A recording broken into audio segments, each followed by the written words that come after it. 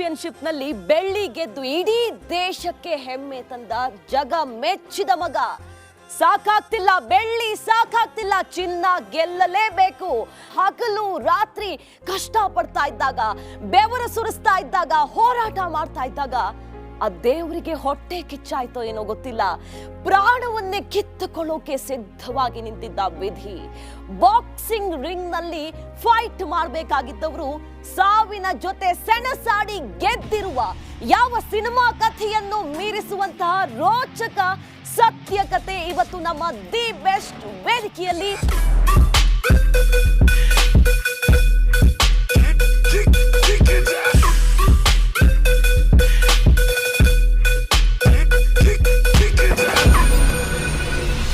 ಜೋರಾದ ಚಪ್ಪಾಳೆಯೊಂದಿಗೆ ಸ್ವಾಗತ ಮಾಡೋಣ ಗಿರೀಶ್ ಗೌಡ ಅವರನ್ನ.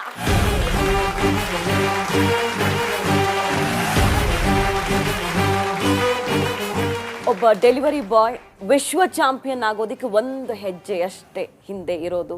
ಆ ಕನಸನ್ನ ಸಾಕಾರಗೊಳಿಸ್ಕೊಳ್ಳೋದಿಕ್ಕೆ ಬಹಳ ದೂರ ಇಲ್ಲ ದಾರಿ. ಇಷ್ಟು ಸಾಧನೆ ಮಾಡಿ ಕಷ್ಟಪಟ್ಟು ಪೆಟ್ಟು ಮೇಲೆ ಪೆಟ್ಟು ತಿಂದವ್ರಿಗೆ ಪೆಟ್ಟು ಕೊಡ್ತಾನ ದೇವರು ಅಂತ ಅನಿಸ್ಬಿಡ್ತು ನಿಮ್ಮ ಕಥೆ ಕೇಳಿದಾಗ.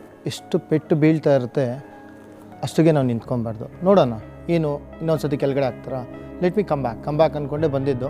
ಸೊ ಟುಡೇ ನಾನು ಹೇಳೋಂಥ ಅವಶ್ಯಕತೆನೇ ಇಲ್ಲ, because I came in that level. So ಯಾರೂ ಮಾಡದೇ ಇರೋಂಥ ಸಾಧನೆ ಮಾಡಿದ್ದೀನಿ ಅಂತ ನಾನು ಹೇಳ್ಬೋದು. ಸೊ ಇದೆಲ್ಲ ಒಂಥರ ಮನುಷ್ಯ ಬಿದ್ದಿದ್ದಾನೆ ಅಂದ್ಬಿಟ್ಟು ಅಲ್ಲೇ ಇದ್ದರೆ ಇಟ್ಸ್ ಗಾನ್. ಒಂದು ಸ್ಟೆಪ್ ಇವತ್ತು ಹತ್ಬೋದು, ಬೀಳ್ತೀನಿ, ಮತ್ತೆ ಇನ್ನೊಂದು ಸತಿ ಹತ್ಬೋದು, ಬೀಳ್ತೀನಿ. ಬಟ್ ಯಾವತ್ತೋ ಒಂದು ದಿವಸ ಆ ಸ್ಟೆಪ್ಸು ನಮ್ಮ ದಾರಿ ನೋಡ್ತೀನಿ. ಗಿರೀಶ್ ಗೌಡ ಅವರು ಕಿಕ್ ಬಾಕ್ಸಿಂಗ್ ಅಲ್ಲಿ ವರ್ಲ್ಡ್ ಚಾಂಪಿಯನ್ಶಿಪ್ ಅಲ್ಲಿ ಬೆಳ್ಳಿ ಪದಕ ಗೆದ್ದು ಅಷ್ಟು ಹೆಮ್ಮೆ ಪಡುವಂಥ ಸಮಯವನ್ನು ನಮಗೆ ಕೊಟ್ಟವರು. ಆದರೆ ನಿಮಗೆ ಅಷ್ಟು ಸುಲಭ ಇಲ್ಲ. ನನಗೆ ಈ ಗೆಲುವಿದೆ, ಆದರೆ ಗೆಲುವನ್ನು ಸಂಭ್ರಮಿಸೋಕ್ಕಾಗದಂಥ ಪರಿಸ್ಥಿತಿ ದೇವರು ಕೊಟ್ಟನಲ್ಲ ಅಂತ ಅನಿಸ್ಲಿಲ್ವಾ ನಿಮಗೆ?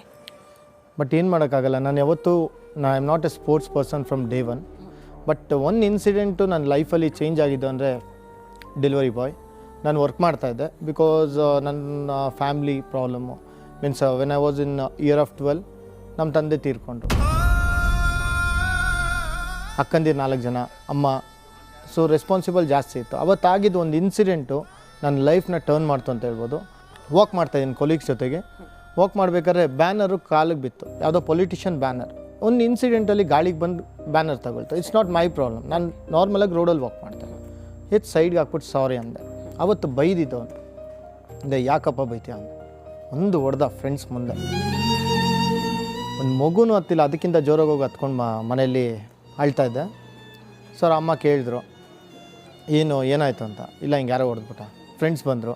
ಸೊ ಬಂದು ಬಾ ಹೋಗಿ ಹೊಡೆದ್ಬಿಡೋಣ ಅಂದರು. ಅವತ್ತು ನಾನು ಏನಾನ ಒಂದೇ ಒಂದು ಸ್ಟೆಪ್ ಫಾರ್ವರ್ಡ್ ಮಾಡಿದ್ದಿದ್ರೆ ಇವತ್ತು 100% ಯಾರ ಮುಂದೆ ನಾನು ಕುಂತ್ಕೊತಾ ಇರಲಿಲ್ಲ, ಮಾತಾಡ್ತಾ ಇರಲಿಲ್ಲ. ಯಾಕಂದರೆ ಏನಾನ ಆಗ್ಬೋದಾಗಿತ್ತು. ಅದೊಂದು ಇನ್ಸಿಡೆಂಟು. ನಾನೇನು ಮಾಡಿದೆ, ಯೋಚನೆ ಮಾಡಿದೆ, ಏನಾನ ಆಯಿತು ಅಂದರೆ ಯಾರು ನೋಡ್ಕೊತಾರೆ ಫ್ಯಾಮ್ಲಿನ? ಕೆನ್ನೆಗೆ ಬಿದ್ದ ಏಟನ್ನು ಸಹಿಸ್ಕೊಂಡು ಕೂತ್ರಿ. 108 kg ಇದ್ರಿ. ನಿಮ್ಮ ದೇಹ ನಿಮಗೇ ಭಾರ ಆಗಿತ್ತು. ಇಷ್ಟೆಲ್ಲ ಸಮಸ್ಯೆಗಳನ್ನು ಮನೇಲಿ ಬಡತನವನ್ನು ಮೆಟ್ಟಿ ನಿಂತು ಹೇಗೋ ಕಿಕ್ ಬಾಕ್ಸಿಂಗಿಗೆ ಬಂದ್ರಿ, ಚಾಂಪಿಯನ್ ಆದ್ರಿ. ಆದರೆ ನೀನು ಬರೀ ಬಾಕ್ಸಿಂಗ್ ರಿಂಗಲ್ಲಿ ಹೋರಾಟ ಮಾಡಿದ್ರೆ ಸಾಕಾಗಲ್ಲಪ್ಪ, ನನ್ನ ಜೊತೆ ಫೈಟ್ ಮಾಡು ಅಂತ ದೇವ್ರು ಕರೀತಾನೆ. ಕ್ಯಾನ್ಸರ್ ಬರುತ್ತೆ ನೀವು.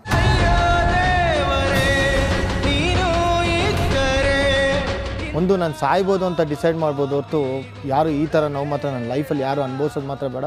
ಈ ಇನ್ಸಿಡೆಂಟ್ ಆಗೋಕ್ಕೆ ಮುಂಚೆ ಒಂದು ಇನ್ಸಿಡೆಂಟ್ ಹೇಳ್ತೀನಿ. 2015 ಸೊ ಏಷ್ಯನ್ ಚಾಂಪಿಯನ್ಶಿಪ್ಪಲ್ಲಿ I was receiving a medal. But that was first ಕನ್ನಡಿಗ ಏಷ್ಯನ್ ಚಾಂಪಿಯನ್ಶಿಪ್ಪಲ್ಲಿ ರೆಪ್ರೆಸೆಂಟ್ ಮಾಡಿದ್ದೆ. 2015 ನವಂಬರಲ್ಲಿ I went to the Ireland.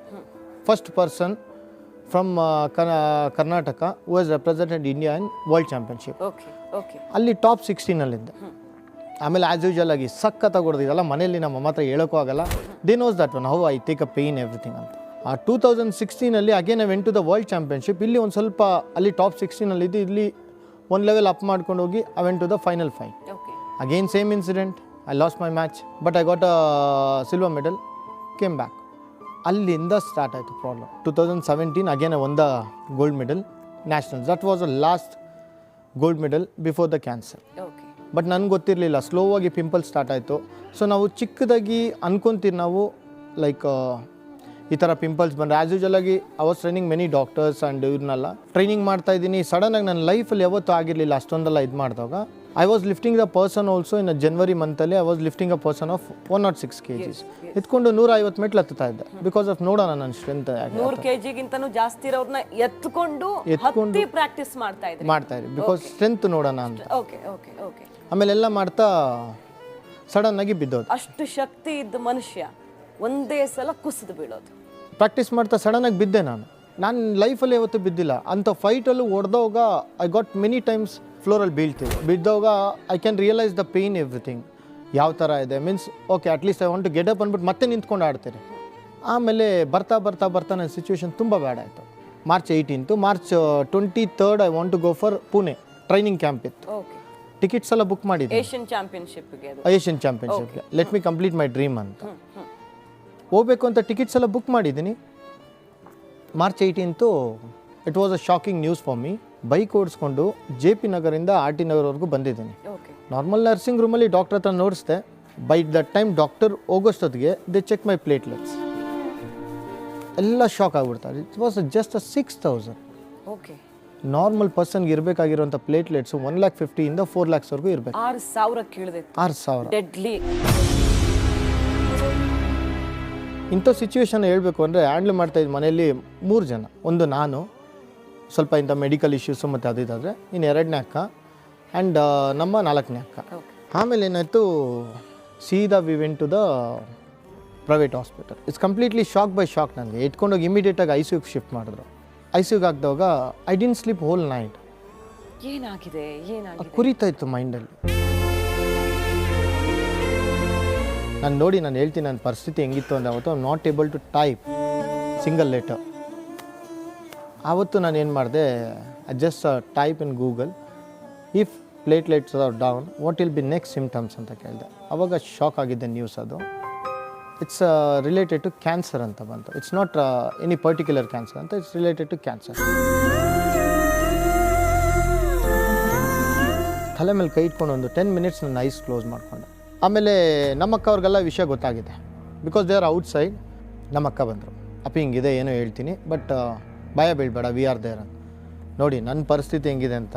ನಮ್ಮಲ್ಲಿ ಯಾವುದೇ ಥರ ಬ್ಯಾಕ್ಗ್ರೌಂಡಲ್ಲಿ ಯಾವುದೂ ನಮ್ಮ ತಂದೆ ಆಗಲಿ ಯಾರೂ ಆಸ್ತಿ ಏನು ಮಾಡಿಟ್ಟಿಲ್ಲ. ನನ್ನ ಲೈಫಲ್ಲಿ ಹತ್ತಿದ್ದು ಅಂದರೆ ಆವಾಗ ನಮ್ಮಮ್ಮ ಯಾವಾಗ ಒಳಗಡೆ ಬಂದರೋ ನಾನು ಹತ್ಕೊಂಡೆ. ನೋಡಿ ಹೇಳ್ತೀನಿ, ನಾನು ಯಾವತ್ತೂ ಸ್ಮೋಕಿಂಗ್ ಮಾಡಿಲ್ಲ. ಫಿಟ್ನೆಸ್ಸಲ್ಲಿ ಇರೋದ್ರಿಂದ ಮತ್ತು ನಾನು ಸ್ಪೋರ್ಟ್ಸಲ್ಲಿ ಇದ್ದವರೆಗೂ ನಾನು ಟಚ್ಚು ಮಾಡಿಲ್ಲ. ಡ್ರಿಂಕ್ಸು ಇಲ್ಲ, ಆಲ್ಕೋಹಾಲಿಕ್ಕು ಇಲ್ಲ. ಇವಾಗವರೆಗೂ ನಾನು ಪಾನ್ ಪರಾಕು ಗುಟ್ಕಾ ಅನ್ನೋ ಅಭ್ಯಾಸ ಅಂತೂ ಇಲ್ಲವೇ ಇಲ್ಲ ನನಗೆ. ನಾನು ಯಾಕೆ ಹೇಳ್ತಾ ಇದ್ದೀನಿ ಅಂದರೆ ಕಂಪ್ಲೀಟ್ ಫಿಟ್ನೆಸ್ಸಲ್ಲಿದ್ದೀನಿ, ಒಳ್ಳೆ ಡಯಟಲ್ಲಿದ್ದೀನಿ, ಒಳ್ಳೆ ಊಟ ಹೆಲ್ತಿ ಊಟ ತಿಂತೀನಿ. ನನಗೆ ಯಾಕೆ ಆ್ಯಂಡ್ ದಟ್ಸ್ ಸ್ಮಾಲ್ ಕ್ವಶನ್ ಇವಾಗವರೆಗೂ ಇದೆ ನನಗೆ. ನಾನು ಮಾಡಿದ ತಪ್ಪಿಗೆ ನನಗೆ ಯಾಕೆ ಶಿಕ್ಷೆ ಅಂತ ಪ್ರಶ್ನೆ ಬಂತು. ಇದೇನೇನಾಯಿತು, ಡಾಕ್ಟರ್ ಬಂದರು, 30 lakhs ರೆಡಿ ಮಾಡ್ಕೊಳ್ಳಿ. ನಾನು ಒಂದೇ ಸರಿ ತಲೆ ಎತ್ತ ಮೇಲೆ ನೋಡ್ಕೊಂಡು ನನಗೆ ಹೇಳಿ ನಮ್ಮ ಅಕ್ಕ ಹತ್ರ 30 lakhs ರೆಡಿ, 30 ಲಕ್ಷ ಬೇಕು. ಆಮೇಲೆ ನಮ್ಮ ಅಕ್ಕ ಏನು ಮಾಡಿದ್ಲು, ಸರಿ ಸರ್ ಡಿಸ್ಚಾರ್ಜ್ ಕೊಟ್ಬಿಡಿ ಅಂದರು. She got a confirmation you can bring the Girish here ಅಂತ. ಬಟ್ ಆಮೇಲೆ ಏನಾಯಿತು, ಡಿಸ್ಚಾರ್ಜ್ ಕೇಳ್ತಾರೆ, ಡಾಕ್ಟರ್ ಡಿಸ್ಚಾರ್ಜ್ ಕೊಡ್ತಾರೆ. Call your all the families, we want to break the news in front of the cancer Girish ಅಂತ ಹೇಳಿದ್ರು. ನಾನು ಆಮೇಲೆ ನಮ್ಮ ಅಕ್ಕ ಒಂದೇ ಮಾತಲ್ಲ ಅವಾಗ, 4ನೇ ಅಕ್ಕ, ನೀವು ಹೋಗ್ಬಿಟ್ಟು ಫಸ್ಟ್ ಅವ್ನಿಗೆ ಹೇಳ್ಬಿಟ್ಟು ಬನ್ನಿ, ಅವನೇನು ಉತ್ತರ ಕೊಡ್ತಾನೆ ಆಮೇಲೆ ಹೇಳಿ, ಆಮೇಲೆ ಫ್ಯಾಮ್ಲಿನೆಲ್ಲ ಕರೆಸ್ತೀನಿ. ಬಂದರು ಡಾಕ್ಟ್ರು, ಗಿರೀಶ್ ನಿಂಗೆ ಹಿಂಗಿದೆ, ಕ್ಯಾನ್ಸರ್ ಇದೆ, ಬೇಜಾರು. ಸರ್ ಪರವಾಗಿಲ್ಲ ಸರ್, ನೀವು ಡಿಸ್ಚಾರ್ಜ್ ಕೊಡಿ, ನಾನು ಹೋಗ್ಬೇಕು ಇಲ್ಲಿಂದ.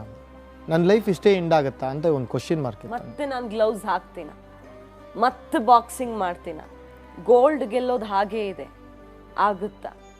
ಡಾಕ್ಟರ್ ಹರಿಮನನ್ ಅಂತ ಹಿಂಗೆ ತಲೆ ಬೊಗ್ಸ್ಕೊಂಡೇ ಇದ್ದೆ. Then they told that put him to ward ಅಂದರು. ಹಿಂಗೆ ಎತ್ತು ನೋಡಿದೆ ಡಾಕ್ಟರ್ನ, ಏನಿದು ವಾರ್ಡ್ಗೆ ಹಾಕು ಅಂತ ಹೇಳ್ತಾ ಇದ್ರಲ್ಲ ಅಂತ. ಡಾಕ್ಟರ್ ಕೇಳಿದ್ರು ವಾಟ್ ಹ್ಯಾಪನ್ ಅಂತ. ನೋ ಸರ್, ಇಂಥ ಬ್ಯಾಡ್ ಸಿಚುವೇಷನಲ್ಲಿ ಹಿಂಗೆ ಆಗ್ತಾರೆ. ದೇ ಟೋಲ್ಡ್ ದಟ್ ಇಲ್ಲ, ನಿನ್ನ ಬ್ಯಾಡ್ ಸಿಚುವೇಷನ್ಗೆ ವಿ ಹ್ಯಾವ್ ದ ಸೊಲ್ಯೂಷನ್ ಅಂತ ಒಂದು ಹೋಪ್ ಕೊಟ್ಟರು. ಇವತ್ತು ಹೋಗಿ ಅಡ್ಮಿಂಟ್ ಆಗ್ತಾಯಿದ್ದೀನಿ ಹಾಸ್ಪಿಟ್ಲಲ್ಲಿ ಅಂದರೆ ನೆಕ್ಸ್ಟ್ ಇನ್ನೊಂದು 24 hours ಮಾತ್ರ ನನ್ನ ಟೈಮ್ ಇತ್ತು ಅಷ್ಟೇ. ಬದುಕು ಉಳಿಯೋದು, ಟ್ರೀಟ್ಮೆಂಟ್ ಸಿಕ್ಕಿಲ್ಲ ಅಂದರೆ ಬರೀ 24 ಗಂಟೆ. ಅಂತಹ ತುದಿಗೆ ಹೋಗಿ ನಿಂತಿದ್ರಿ, ಬದುಕಿನ ತುದಿಗೆ ಹೋಗಿ ವಾಪಸ್ ಬಂದಿದ್ದೀರ. ಡಾಕ್ಟರು ಹೋಪ್ ಕೊಟ್ಟರು. ನಿಮ್ಮ ತಾಯಿ ಪರಿಸ್ಥಿತಿ ಏನಾಗಿರಬೇಡ, ಅವ್ರನ್ನೇ ಮಾತನಾಡಿಸ್ತೀನಿ ನಾನು. ಭಾಗ್ಯಮ್ಮ ಅವರೇ ನಮಸ್ಕಾರ. ನಮಸ್ಕಾರ. ಮಗ ಇವತ್ತು ಇಡೀ ದೇಶಕ್ಕೆ ಬೇಕಾಗಿರುವಂತಹ ಒಂದು ಅಮೂಲ್ಯವಾದ ಆಸ್ತಿ, ಕಷ್ಟಪಟ್ಟು ನಿಮ್ಮ ಯಜಮಾನ್ರು ತೀರ್ಕೊಂಡಾಗ ಚಿಕ್ಕ ವಯಸ್ಸಲ್ಲೇ ಇಡೀ ಕುಟುಂಬದ ಜವಾಬ್ದಾರಿ ತಗೊಂಡು ಎಷ್ಟು ಫೈಟ್ ಮಾಡಿದ್ರು. ಆದರೆ ಅವ್ರ ಪರಿಸ್ಥಿತಿ ಈಗ ಫುಲ್ ಬಾಡಿ ಬಿಲ್ಡರ್ ಆಗಿ ಹೀಗೆ ಕೂತಿದ್ದಾರೆ. ಬಟ್ ಕ್ಯಾನ್ಸರ್ ಬಂದಾಗ ನಿಲ್ಲೋಕ್ಕಾಗದ ಪರಿಸ್ಥಿತಿಯಲ್ಲಿ, ನೀವು ಚಿಕ್ಕ ಮಗು ಇದ್ದಾಗ ಹೇಗೆ ಎತ್ಕೊಂಡಿದ್ರೋ ಹಾಗೆ ಎತ್ಕೊಳ್ಳೋ ಪರಿಸ್ಥಿತಿಯಲ್ಲಿದ್ರು ಅವರು. ನೆನಪು ಮಾಡ್ತೀರಾ ಆ ಟೈಮನ್ನು? ಫೈಟಿಂಗ್ ಹೋಗ್ತೀನಿ ಅಂದಾಗೆ ನಾವು ಬೇಡ ಅಂತೇಳಿ ಸ್ಟಾಪ್ ಮಾಡಿಸಿದ್ರಿ. ನಮಗೆ ಗೊತ್ತಿಲ್ದಿರ ಅವ್ನು ಕಲ್ತಿದ್ದೋದು. ಗೊತ್ತಿದ್ರೆ ಗ್ಲೌಸು ಬ್ಯಾಗು ಎಲ್ಲ ಅಲ್ಲೊಂದು ಬೇಕ್ರಿ ಇದೆ, ಅಲ್ಲಿ ತಗೊಂಡೋಗಿ ಇಟ್ಕೊಂಡು ಇಲ್ಲಮ್ಮ ನಾನು ಹೋಗ್ತಾ ಇಲ್ಲ ಅಂತ. ನಿಮಗೆ ಗೊತ್ತೇ ಇಲ್ಲ? ಗೊತ್ತೇ ಇಲ್ಲ ಮೇಡಮ್. ನಮ್ಗೆ ತುಂಬ ದಿನ ಇರೋದು ನೀನು ಒಬ್ಬನ ಮಗನು, 4 ಜನ ಹೆಣ್ಮಕ್ಳಿದ್ದಾರೆ. ಆದರೆ ನಮಗೆ ಗೊತ್ತಿಲ್ಲ, 4-5 ವರ್ಷ ಗೊತ್ತೇ ಇಲ್ಲ ನಮ್ಗೆ. ಕೊನೆಗೆ ಇಷ್ಟೆಲ್ಲ ಆಯ್ತಲ್ಲ, ಇವರು ಬೆಳ್ಳಿ ಪದಕ ಗೆಲ್ತಾರಲ್ಲ, ಇಡೀ ಜಗತ್ತು ತಿರುಗಿ ನೋಡೋ ಹಾಗೆ ಮಾಡ್ತಾರಲ್ಲ, ಆಗೇನ್ ಅನಿಸ್ತು ನಿಮ್ಗೆ? ಗೊತ್ತೇ ಇಲ್ಲ ಬಾಕ್ಸಿಂಗ್ ಮಾಡ್ತಾರೆ. ಇಲ್ಲ, ಚಾಂಪಿಯನ್ಶಿಪ್ ಅಲ್ಲಿ ಸಿಲ್ವರ್ ಮಾಡಿಕೆ ಬಂದರು. ಆಮೇಲೆ ಗೊತ್ತಿಲ್ಲ, ನಾವು ಹೇಳ್ತಾ ಇದ್ರಿ ಇಲ್ಲಮ್ಮ ಇಲ್ಲ ಏಟೆಲ್ಲ ಬೀಳಲ್ಲಮ್ಮ ನಿಮಗೆ ಗೊತ್ತಿಲ್ಲ ಅನ್ನೋರು. ಅವರು ಈ ಹೆಣ್ಮಕ್ಳು ಹೇಳ್ತಾ ಇದ್ರು ನಮಗೆ ಫೋನ್ ಮಾಡಿದಾಗ, ಇಲ್ಲಿ ಏಟ್ ಬಿದ್ದೈತಂತೆ, ಅಲ್ಲಿ ಏಟ್ ಬಿದ್ದೈತಂತೆ ಅಂತೇಳಿ ನಾವು ಹೇಳ್ತಾ ಇದ್ರಿ. ಜಾಸ್ತಿ ಆಗೈತೆ ಅಂತ ಕೇಳಿದ್ರೆ ಇಲ್ಲಮ್ಮ ಸ್ವಲ್ಪನೇ ಆಗಿರೋದು. ಸರಿ, ಇಷ್ಟೆಲ್ಲ ಆದ್ರೂ ಪರವಾಗಿಲ್ಲ, ಮಗ ಏನೋ ದೇಶಕ್ಕೆ, ನಮ್ಮ ದೇಶಕ್ಕೆ ಹೆಸರು ತಂದಿದ್ದಾನೆ. ಇಷ್ಟೆಲ್ಲ ಅವನು ಕಷ್ಟಪಟ್ಟು ಕೂಡ ಇದೊಂದು ಕಾಯಿಲೆ ಅನ್ನೋದು ಬಂತಲ್ಲ ನೋಡ್ರಿ, ಕ್ಯಾನ್ಸರ್, ಅದು ಒಂದ್ರದೇ ನಮ್ಗೆ ತುಂಬ ಬೇಜಾರಾಗಿತ್ತು. ನಡೆದಾಡ್ತಾ ಇದ್ರ? ಅಯ್ಯೋ ನಡೆದಾಡ್ತಾ ಇಲ್ಲ. ಅಲ್ಲಿಂದ ಹಾಸ್ಪಿಟ್ಲಿಂದ ಕರ್ಕೊಂಬಂದಾಗ ಇವನು ನೋಡಿಬಿಟ್ಟು ಓಡೋಗ್ತಾ ಇದ್ದಿದ್ದು ನಾಯಿಗಳೆಲ್ಲನೂ ಇವನು ಹಿಂಗೆ ನನ್ನ ಭುಜ ಹಿಡ್ಕೊಂಡು ಕಾಲೆಲ್ಲ ಇಷ್ಟಪ್ಪ ಊದ್ಬಿಟ್ಟಿತ್ತು. ಇವನು ಭುಜ ಹಿಡ್ಕೊಂಡು ಬರ್ತಾ ಇದ್ರೆ ನಾಯೆಲ್ಲ ಬಂದ್ಬಿಡ್ತು ಮೇಡಮ್. ನನಗೆ ಅವಾಗ ತುಂಬ ಹಳ ಬಂದ್ಬಿಡ್ತು. ಇಷ್ಟು ತಪ್ಪ ಗಂಡಸ್ಕ ನಾಯಿನ ಅವನು ನೋಡಿ ಹೇಳದ್ದು ಬರುತ್ತಲ್ಲ ಹಿಂದೆ ಅಂತ. ನಿಜವಾಗಿಯೂ ಸಾಧ್ಯನಾ?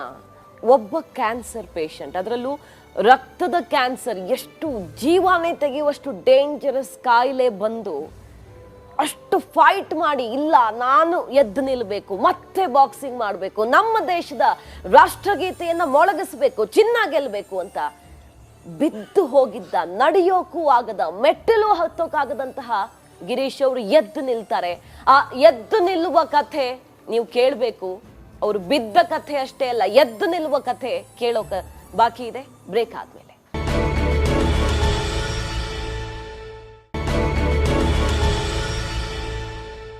ಒಳಗೆ ದೀಪ ಬೆಳಗುತ್ತಿರಲು, ಬೆಳಕು ತುಂಬಿ ತುಳುಕುತ್ತಿರಲು, ಬಿರುಗಾಳಿಯೇ ಬಡಿಯಲಿ, ಮುಗಿಲೆ ಹರಿದು ಸುರಿಯಲಿ, ಆರೋದಿಲ್ಲ ಕಿಚ್ಚು. ಅದು ಗಿರೀಶ್ ಗೌಡ ಅವರ ಕಥೆ. ಅಷ್ಟು ಮಿಂಚು, ಗುಡುಗು, ಸಿಡಿಲೆಲ್ಲ ಬಡ್ದಿದೆ ಸರ್. ಅವ್ರು ಹೇಳಿದ್ದು ಕೇಳಿ, ಭಾಗ್ಯಮ್ಮನವ್ರು ನಿಮ್ಮ ತಾಯಿ ಹೇಳಿದ್ದು ಕೇಳಿ, ಇದೇ ದೇಹನ ಅದು ಅಂತ ಅನಿಸ್ತು. ಬಹುಶಃ ನಮ್ಮನ್ನೇ ನಮಗೆ ಕನ್ನಡಿಯಲ್ಲಿ ನೋಡ್ಕೊಳ್ಳೋಕ್ಕಾಗದ ಪರಿಸ್ಥಿತಿಗೆ ಕ್ಯಾನ್ಸರ್ ತಂದಿಟ್ಬಿಟ್ಟಿರತ್ತೆ. ನೀವು ಹಾಗೆ ಆಗಿದ್ರಿ, ಬಟ್ ಈಗ ಹೀಗಾಗಿದ್ದೀರಾ. ಅದು ಹೇಗೆ ಅನ್ನೋದು ಪ್ರಶ್ನೆ. ಎಷ್ಟೋ ಜನಕ್ಕೆ ಆ ಪ್ರಶ್ನೆ ಇರುತ್ತೆ. ಕ್ಯಾನ್ಸರ್ ಬಂದ್ರೆ ಮುಗೀತು ಜೀವನ ಅಂತ. ಮತ್ತೆ ಚಿನ್ನ ಗೆದ್ದಿದ್ದಾರೆ ಕ್ಯಾನ್ಸರ್ ಬಂದ ಮೇಲೆ. ಆದ್ರೆ ಆ ಕೃಶವಾದ ದೇಹ ಹೀಗಾಗಿದ್ದು ಹೇಗೆ? ಸೊ ಡ್ಯೂರಿಂಗ್ ಟೈಮಲ್ಲಿ ನಾನು ನಿಜವಾಗ್ಲೂ ಅಂದ್ಕೊಂಡಿರಲಿಲ್ಲ ಐ ಕ್ಯಾನ್ ಫೈಟ್ ಬ್ಯಾಕ್ ಅಂತ. ಏನಾಯಿತು, ಡ್ಯೂರಿಂಗ್ ಟೈಮಲ್ಲಿ ತುಂಬ ಅಪ್ ಆ್ಯಂಡ್ ಡೌನ್ಸ್ ಎಲ್ಲ ಆಯಿತು. ತುಂಬ ಕೀಮೋಥೆರಪಿ ಎಲ್ಲ ಕೊಡ್ತಾಯಿದ್ರು. I got lots of things. ಏರೆಲ್ಲ ಫಾಲೋ ಆಗೋಕ್ಕಾಯಿತು. ನಾನು ಇನ್ನೊಂದು ಎಲ್ಲೋ ಹಾಸ್ಪಿಟ್ಲಲ್ಲಿ ನಾರ್ಮಲಾಗಿ ವೈಟ್ ಕಲರ್ ಹಾಕಿರ್ತಾರೆ. ನಾನು ಹಿಂಗೆ ದಿಂಬೆ ತಿಂಗ್ ನೋಡ್ತಾಯಿದ್ರೆ ಎಲ್ಲ ಏರೆಲ್ಲ ಫಾಲೋ ಆಗಿಬಿಟ್ಟಿದೆ. ನಾನು ಆಮೇಲೆ ಏನಪ್ಪ ಇದು ಅಂದ್ಕೊಂಡು ನಾನು ಹಂಗೆ ಇರ್ತದೆ, ಹೇಳೋಕ್ಕಾಗಲ್ಲ. ಲೈಕ್ ಅದೆಲ್ಲ ಒಂದೊಂದು ಥರ ಟಾರ್ಚರ್ ಥರ ಆಗಿರೋದು ನನಗೆ. ಬಟ್ ಆ ಸ್ಪೈನಲಲ್ಲಿ ಬಂದಿದ್ದಂಥ ಪೇಯ್ನು ಆಲ್ಮೋಸ್ಟ್ ಒಂದು 90% ಆಫ್ ಡೆತ್ ಚಾನ್ಸಸ್ ಬರುತ್ತಂತೆ ಕೀಮೋಥೆರಪಿ ಕೊಡ್ತಾ ಇದ್ದಾಗ. ಹೌದು. ಬಟ್ ಆ ಪೇಯ್ನು ನನಗೆ ನಿಜವಾಗ್ಲೂ ಗೊತ್ತಿರಲಿಲ್ಲ ಐ ಕ್ಯಾನ್ ಟೇಕ್ ಇಟ್ ಅಂತ.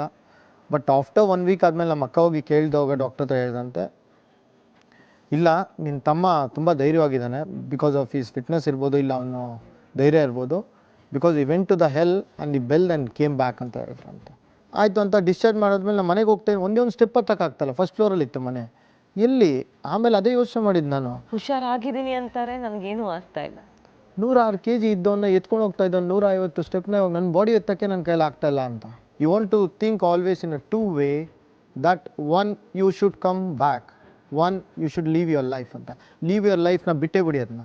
ಯು ಶುಡ್ ಕಮ್ ಬ್ಯಾಕ್ ಅನ್ನೋದು ಒಂದು ವರ್ಡ್ ಮೈಂಡಲ್ಲಿ ಫಿಕ್ಸ್ ಮಾಡ್ಕೊಳ್ಳಿ. You will come back 100%. ಅವಾಗ ಏನು ಮಾಡಿದೆ, ರೂಮೊಳಗಡೆ ಹೋಗಿ ಜಸ್ಟ್ ಡೋರ್ ಕ್ಲೋಸ್ ಮಾಡ್ಕೊಂಡು ಅಂದೆ, ಅಮ್ಮ ಬಿಟ್ಬಿಡು ಅಂತ. I cried second time.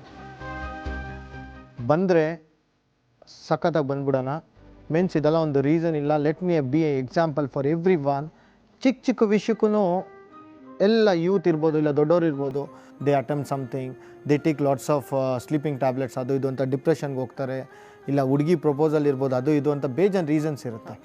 ಇವ್ರಿಗೆಲ್ಲ ಒಂದು ಎಕ್ಸಾಂಪಲ್ ಆಗೋಣ ಅಂದ್ಬಿಟ್ಟು ಐ ಕೇಮ್ ಬ್ಯಾಕ್. ಅವತ್ತು ಡಿಸೈಡ್ ಮಾಡಿದೆ, ಲೆಟ್ ಮಿ ಕಮ್ ಬ್ಯಾಕ್ ಅಂದ್ಬಿಟ್ಟು. ಮನೆ ಹತ್ರನೇ ಇತ್ತು, ಡೈಲಿ ಹೋಗಿ ಆ ಗಣೇಶನ ದೇವಸ್ಥಾನಕ್ಕೆ ಹೋಗಿ ನಮಸ್ಕಾರ ಹಾಕೋ ಬರ್ತಾಯಿದ್ದೆ. ಹೋಗ್ತಾ ಇದ್ದೆ, ನಮಸ್ಕಾರ ಹಾಕೊಂಡ್ಬರ್ತಾ ಇದ್ದೆ. ವಿತಿನ್ 21 ಡೇಸಲ್ಲಿ I completed almost 7 kilometre of walking. ಒಂದು ಹೆಜ್ಜೆ ಎತ್ತಿಡೋಕ್ಕಾಗದೇ ಇದ್ದವರು 7 ಕಿಲೋಮೀಟರ್ ನಡೆದ್ರಿ. ನಾನು ಇನ್ನೊಬ್ರು ಯಾರ ಮೇಲೆ ನಾನು ಡಿಪೆಂಡ್ ಆಗಲ್ಲ. It may be my mother, it may be ಅವ್ರು ಎನಿವನ್, ನಮ್ಮ ಅಕ್ಕ ಅವ್ರು ಇರ್ಬೋದು. ಎಷ್ಟು ದಿವಸ ಅಂತ ನಾನು ಡಿಪೆಂಡ್ ಆಗಲಿ ಅವ್ರ ಮೇಲೆ. ಸೊ ಇವಾಗವರೆಗೂ ನಾನು ಫೈಟ್ ಮಾಡ್ತಾ ಇದ್ದೀನಿ ಅಂದರೆ no one is standing corner to me. ನನ್ನ ಕಾರ್ನರ್ ಮ್ಯಾನ್ಸೇ ಇಲ್ಲ, ನನಗೆ ಕೋಚ್ ಅನ್ನೋರೇ ಇಲ್ಲ. ನನಗೆ I learned in different martial arts. I introducing in kick boxing. ಯಾರೋ ಬೇರೆ ಸ್ಟೇಟ್ ಅವ್ರು ಬರ್ತಾರೆ, ಗಿರೀಶ್ ಭಾಯ್ ಮೇಕರ್ತಾ ಅಂದ್ಬಿಟ್ಟು ಕಾರ್ನಲ್ಲಿ ಇರ್ತಾರೆ ಅವ್ರು. ಆ ಥರ ಇರೋದು ನನಗೆ. I want to come back. ಇವ್ರಿಗೆಲ್ಲ ಒಂಥರ ಡಿಫ್ರೆಂಟ್ ಆಗಿರಲಿ ಅಂದ್ಬಿಟ್ಟು ಏನು ಮಾಡಿದೆ, day by day I started my working. ಇದರಲ್ಲಿ ಆಗಿದ್ದು ಅಂದರೆ ಡಾಕ್ಟ್ರ್ ಅಲೋ ಮಾಡಿಲ್ಲ. 2 years ಫೈಟ್ ಮಾಡಬಾರ್ದು ಅಂದು. ನಮ್ಮಮ್ಮ ಖುಷಿಲಿ ಒಂದು ಕಡೆ ಪಕ್ಕದಲ್ಲಿ ಬರಬೇಕಾದ್ರೆ ಅಪ್ಪ ನನ್ನ ಮಗನ ಬ್ರೇಕ್ ಆಯಿತು ಅಂತ. ಆಮೇಲೆ ಡಾಕ್ಟ್ರು 2 years ಟೈಮ್ ತೊಗೊಂಡಿದ್ದೆ. Then I started practicing boxing. 2 ವರ್ಷ ಗ್ಯಾಪ್ ತಗೊಂಡ್ರಿ ಅಲ್ಲಿಗೆ ನೀವು? 2 ವರ್ಷ ಗ್ಯಾಪ್ ತೊಗೊಂಡಿದ್ದೆ. ಮೀನ್ಸ್ ಹಂಗಂತ ಕೇಳಿದ್ದೆ doctor permission. Day of 91 July 1ಗೆ ಐ ಸ್ಟಾರ್ಟೆಡ್ ಮೈ ಬಾಕ್ಸಿಂಗ್. ಒಂದು ವೀಡಿಯೋ ಡಾಕ್ಟ್ರ್ ಕಳಿಸ್ದೆ. ನನಗೆ ಗೊತ್ತಿಲ್ಲ ಅವತ್ತವರೆಗೂ ಡಾಕ್ಟರ್ಸ್ ಡೇ ಜುಲೈ 1 ಅಂತ. ಅವ್ರು ಡಾಕ್ಟ್ರ್ ಬಂದ್ಬಿಟ್ಟು ಒಂದು ಮೆಸೇಜ್ ಕಳಿಸಿದ್ರು, this is best ever patient give me a gift for me on doctors day ಅಂತ. ಅವತ್ತೇ ನನಗೆ ಗೊತ್ತಾಗಿದ್ದು ಡಾಕ್ಟರ್ಸ್ ಡೇ ಅಂತ. ಅವ್ರು ಏನು ಮಾಡಿದ್ರು, ಪ್ರತಿಯೊಬ್ಬರಿಗೂ ಕಳಿಸಿದ್ರು, is the boy who is ರೀಬೋರ್ನ್ again ಅಂತ ಪ್ರತಿಯೊಬ್ಬರಿಗೂ ಡಾಕ್ಟ್ರ್ ಕಳಿಸಿದ್ರು. ಡಾಕ್ಟರ್ ಹರಿಮೇನನ್. ಒಂದು ನಿಮಿಷ ರೀ, ಗಿರೀಶ್ ಗೌಡ ಅವರು ಹೇಗಾಗಿದ್ರು, ಹೇಗೆ ಎದ್ದು ನಿಂತರು? ನಾವು ಸಿನಿಮಾದಲ್ಲಿ ನೋಡಿರ್ತೀವಿ, ಫುಲ್ ಮೈಯೆಲ್ಲ ರಕ್ತ ಬಿದ್ದು ಒದ್ದಾಡ್ತಿರ್ತಾರೆ, ಯಾವುದೋ ಸ್ಫೂರ್ತಿಗೆ ಎದ್ದು ನಿಂತು ಫೈಟ್ ಮಾಡ್ತಾರೆ. ಅದೇ ಥರ ದೇವ್ರ ಜೊತೆ ಫೈಟ್ ಮಾಡಿ ಬಂದಂತಹ ಗಿರೀಶ್ ಗೌಡ ಅವರು ಒಂದು ವಿಡಿಯೋ.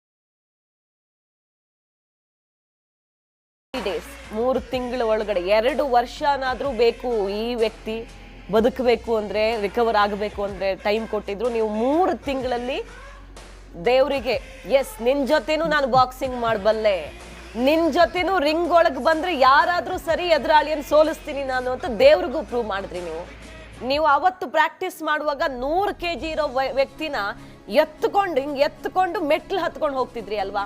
ತೋರಿಸ್ತೀರಾ ಸರ್? ಈಗ ಮತ್ತೆ ಮಾಡ್ತೀರಾ ಅದನ್ನ? 100%. ಓಕೆ, ಒಬ್ರು 100 kg ಇರುವಂತಹ ವ್ಯಕ್ತಿಯನ್ನ ನಾವೀಗ ಇನ್ವೈಟ್ ಮಾಡ್ತಿದೀವಿ, ಸ್ಟೇಜ್ಗೆ ಬರ್ಬೇಕು ಪ್ಲೀಸ್.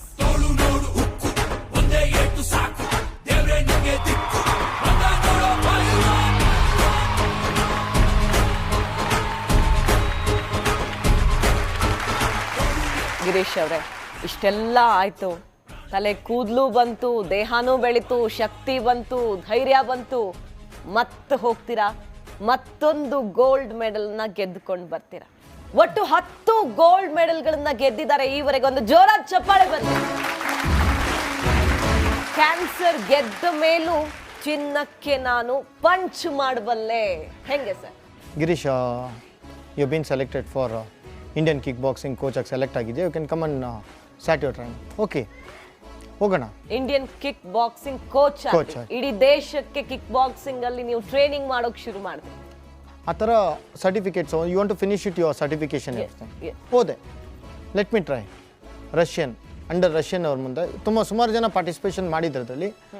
ನನ್ನ ಪ್ರಕಾರ ನಾನು ಹೇಳೋದು ಅಂದರೆ ಆಲ್ಮೋಸ್ಟ್ ಒಂದು 50-60 ಜನ ಇದರಲ್ಲಿ ಪಾರ್ಟಿಸಿಪೇಷನ್ ಮಾಡಿದರು. I pass in a grade. ಹೆಂಗೆ ಪಾಸ್ ಆಯಿತು ಅಂದರೆ, ಆ 10 ಡೇಸಲ್ಲೂ ರಷ್ಯನ್ ಅಂಡರಲ್ಲಿ ನಾನು ಟ್ರೈನ್ ಆಗ್ತಾಯಿದ್ದೆ. ಮೀನ್ಸ್ ಅಲ್ಲಿ ಯಾವ ಥರ ಕೋಚ್ ಹೆಂಗಿರ್ಬೋದು, ಯಾವ್ಯಾವ ಥರ ಈ ಸಿಚುವೇಶನ್ ಫೇಸ್ ಮಾಡಬೇಕು ಅಂತ. ಒಂದು ದಿವಸನೂ ನಾನು ಅಂದ್ಕೊಂಡು ಎಲ್ಲೋ ಸಿಚುವೇಷನಲ್ಲಿ ಪ್ರಾಬ್ಲಮ್ ಆಗುತ್ತೆ ಅಂತ ಒಂದು ದಿವಸ ನಾನು 1 hour ಕುಂತ್ಕೊಂಡಿರಲಿಲ್ಲ. I completed all the 10 days of sessions.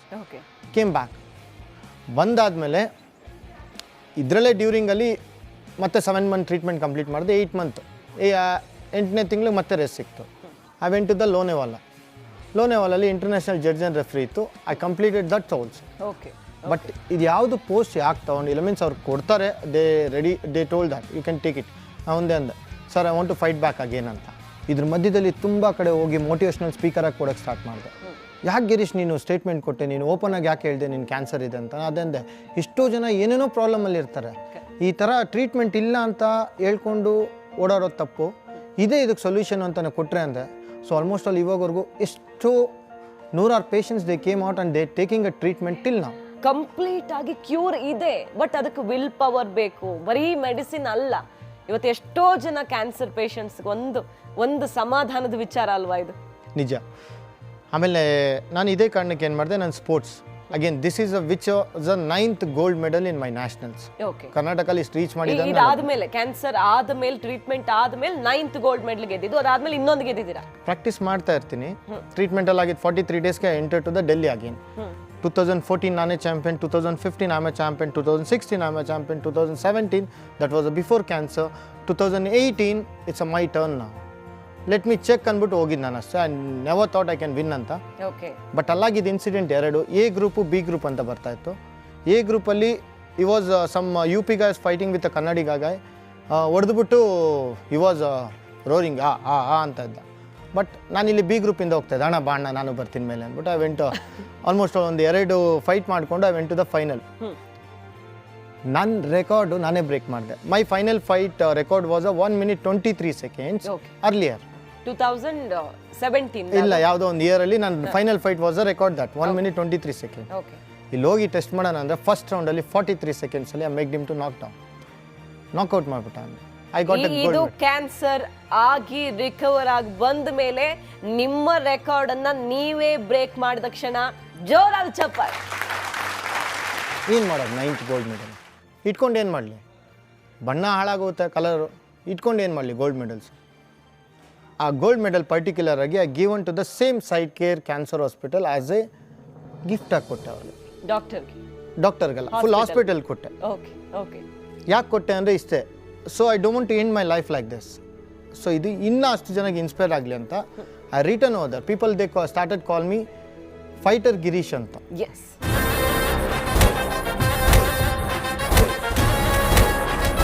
ನಿಮ್ಮ ಫ್ಯಾಮಿಲಿ ನೋಡ್ಕೊಳ್ಳೋದ್ರ ಜೊತೆಗೆ ಸಮಾಜಕ್ಕೆ ಒಂದು ಒಳ್ಳೆ ಏನಾದರೂ ಒಂದು ಆಗಲಿ ಅಂತ ಯೋಚನೆ ಮಾಡ್ತಾ ಇದ್ದೀರಾ. ಸೆಲ್ಫ್ ಡಿಫೆನ್ಸ್ ಬರೀ ನಾನು ನೋಡ್ಕೊಳ್ಳೋದಲ್ಲ, ಬೇರೆಯವ್ರಿಗೂ ಒಂದಿಷ್ಟು ಕಲಿಸ್ಕೊಡೋಣ ಅಂತ ಕಣ್ಣು ಕಾಣದಂತಹ ಮಹಿಳೆಯರಿಗೆ ನೀವು ಸೆಲ್ಫ್ ಡಿಫೆನ್ಸ್ ಅನ್ನ ಹೇಳ್ಕೊಟ್ಟಿದ್ದೀರಾ. ಒಂದು incident they invited me as A chief guest ಆಗಿ ಚೆಶರ್ ಡಿಸಬಲ್ ಟ್ರಸ್ಟ್ ಹೋದೆ. ನಾನು ಅಂದ್ಕೊಂಡು ನಾನು ಇನ್ಸ್ಪಿರೇಷನ್ ಮಾಡೋಣ ಅಂತ ಹೋದರೆ ನಾನೇ ಅವ್ರು ನೋಡಿ ನಾನು ಇನ್ಸ್ಪೈರ್ ಆದೆ, ಇವ್ರಿಗೆ ಏನೋ ಒಂದು ಮಾಡಬೇಕು. I went as a guest ಹೋದರ್. After 3 or 4 months they call me, Girish can you teach them ಅಂತ. ಇದು ಹೆಂಗಿದೆ ಅಂದರೆ ನಾರ್ಮಲಾಗಿ ಕಣ್ಣೀರವ್ರಿಗೆ ಹೇಳ್ಕೊಟ್ರೆ ಕಲಿಯೋದು ಕಷ್ಟ. ಮೀನ್ಸ್ ಇದು ನಾನು ಅಂದೆ ಸುಮ್ಮನೆ ಕುತ್ಕೊಂಡ್ರಾಗಲ್ಲ, ಲೆಟ್ ಮಿ ಟ್ರೈ ಅಂದ್ಬಿಟ್ಟು ಏನು ಮಾಡಿದೆ, ನಾನು ಮತ್ತು ನನ್ನ team which is we blindly started practising.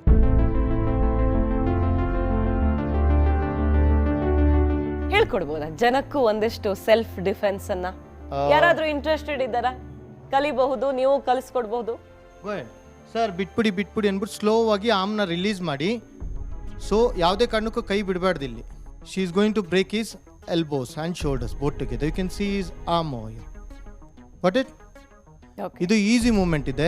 ಇನ್ನೊಬ್ರು ಯಾರನ್ನ ಮುಂದಗಡೆಯಿಂದ ಅಟ್ಯಾಕ್ ಮಾಡಿದ್ರೆ ಏನು ಮಾಡ್ತಾರೆ ಅಂತ ನಾನು ಹೇಳ್ಕೊಡ್ತೀನಿ. ಓಕೆ, ಎಷ್ಟು ಜನ ನಮಸ್ಕಾರ ಮಾಡ್ತೀರಾ ಇಲ್ಲಿ? ಯಾವ ಥರ ನಮಸ್ಕಾರ ಮಾಡ್ತೀರಾ? ಇದು ನಿಮ್ಮ ಲೈಫ್ ಕಾಪಾಡುತ್ತೆ. ಹೇಗೆ ಅಂತನಾ ನಾನು ನೋಡಿಸ್ತೀನಿ ನೋಡಿ ಅದನ್ನ. So what you do, lift your hands up. Lift your hands upwards, not sideways. Not a body builder ಇಟ್ಕೊಂಡ್ರು ಇದು ಆಗಲ್ಲ. ಇದು ವೆರಿ ಲೆಸ್. ಸರ್ ಬಿಟ್ಬಿಡಿ lift up, see you then lock it. Okay